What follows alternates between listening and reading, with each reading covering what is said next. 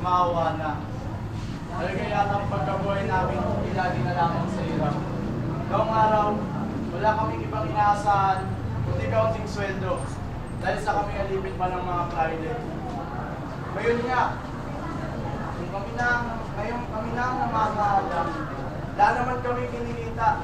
Wala nang pamisa, mga patay, di na dinadapit.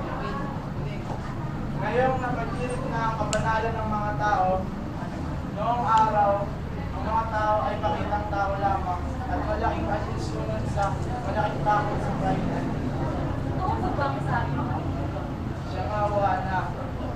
Di malayo kaming mga interiko ay mauwi sa pagsasaka. Tantuin mo kaming mga kumari ay hindi nabubuhay sa panay na asin. Bakit dami kong pinakain mga pamangking dalaga? Siya nga, bilang namin ito. Ay, Aling Julia, malapit na po. Ano po, malapit na.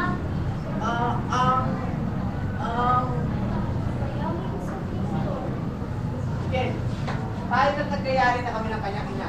Ay, salamat. Nangyayari na wala akong ina. Ano ba ang sinabi mo? Sinabi ko po, ay Julia. Kaya kay Julia. Ay Julia ko. Wala ka na nasabi ng dito sa kaya. Hindi ka nagpahit ng pagsita mo. Malapit na po. Malapit na kali. Tinanong niyo sa akin kung ano malapit na. Ngunit, hindi pa ito sa buwan. Napakadungo ka. Ay Ike, ano nagpapamahal ka?